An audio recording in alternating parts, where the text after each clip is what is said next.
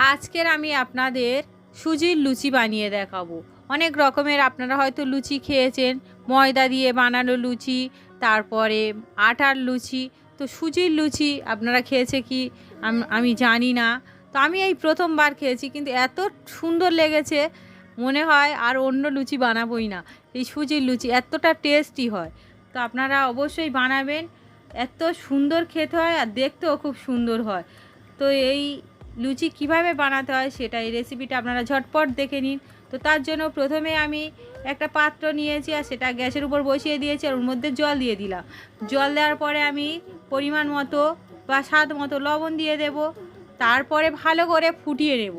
জলটা যখন ফুটে আসবে তখন ওর মধ্যে আমি দিয়ে দেব হাফ কাপ সুজি। এখানে আমি হাফ কাপ মেজারমেন্ট কাপ মেপে দিচ্ছি, মানে আমার 240 ml কাপ, তো সেই কাপ মেপে আমি হাফ কাপ সুজি দেব। তারপরে ভালো করে একটা হাতার সাহায্যে বা নাকড়ির খুন্তির সাহায্যে ভালো করে মিশিয়ে একটা মণ্ড বা ডো তৈরি করে নেব, বা খামির, যেটা যে যে ভাষায় বোঝে তো সেটা বানিয়ে নেব।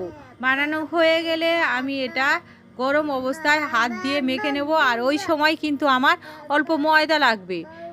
তো অল্প অল্প ময়দা নিয়ে আমি সুন্দর একটা সফট ডো, যত ভালো মাখা হবে সুজির লুচি তত সুন্দর হবে, তত ফুলবে আর সাইডেও ফাটবে না। তাই মাখাটা খেয়াল রাখবে, একটু ভালো করে মাখতে হবে। তো মাখা হয়ে গেছে।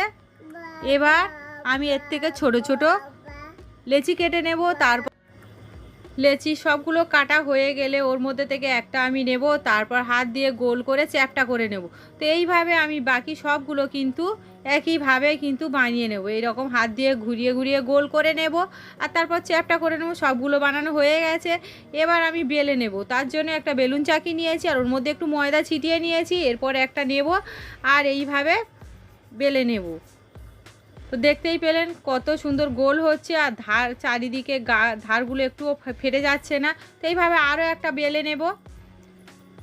দেখুন কতটা সুন্দরভাবে বেলে নেওয়া যাচ্ছে।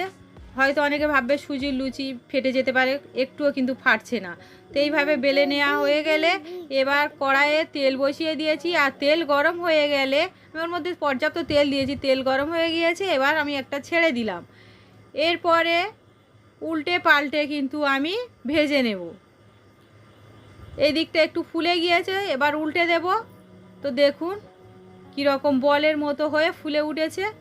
তো এইভাবে কিন্তু আমি ভেজে নেব। আবারও একটু উল্টে দেব, ওদিকটা একটু লাল করে নেব। তো আমার একটা ভাজা হয়ে গিয়েছে, এটা তুলে নেব। আবারও একটা ভেজে নিয়ে আমি দেখিয়ে দেব। দেখুন আরও একটা ছেড়ে দিলাম। তো এই লুচি খেতে এত টেস্ট হয়, আমি এর আগে কোনো দিন খাইনি, কিন্তু এই প্রথমবার খেয়েছি। কিন্তু মনে হচ্ছে যেন বারবার এরকম বানায়। কতটা ফুলেছে আপনারা দেখেই বুঝতেই পারছেন। তো এইভাবে প্রতিটা লুচি কিন্তু ফুলে যাবে। তো এইভাবে আপনারা বানিয়ে নিচ্ছি। তো বানানো হয়ে গিয়েছে। এইভাবে বাকি সবগুলো কিন্তু আমি বানিয়ে নেব। দেখুন সবগুলো বানানো হয়ে গিয়েছে। এবার আমি প্লেটে সার্ভ করে দিচ্ছি। দেখতে কতটা সুন্দর হয়েছে, খেতেও কিন্তু দুর্দান্ত। আপনারা যদি কাশ্মীরি আলুর দম বা যে কোনো আলু কষা বা চিকেন কষা, মটন কষা, যে কোনো রেসিপির সঙ্গে এই সুজির লুচি একদম পারফেক্ট। তো আপনারা অবশ্যই এইভাবে একবার বানাবেন, আর কেমন হয়েছে সেটাও আমাকে কমেন্ট করে জানাবেন। আমার এই রেসিপিটা যদি ভালো লাগে তাহলে আমার চ্যানেলকে লাইক, কমেন্ট, শেয়ার ও সাবস্ক্রাইব করে পাশে থাকা বেল আইকন প্রেস করে দেবেন, যাতে আমি পরবর্তী ভিডিও দেওয়ার সঙ্গে সঙ্গে আপনারা প্রথমেই দেখতে পান। সবাই ভালো থাকবেন, সুস্থ থাকবেন। ধন্যবাদ সবাইকে।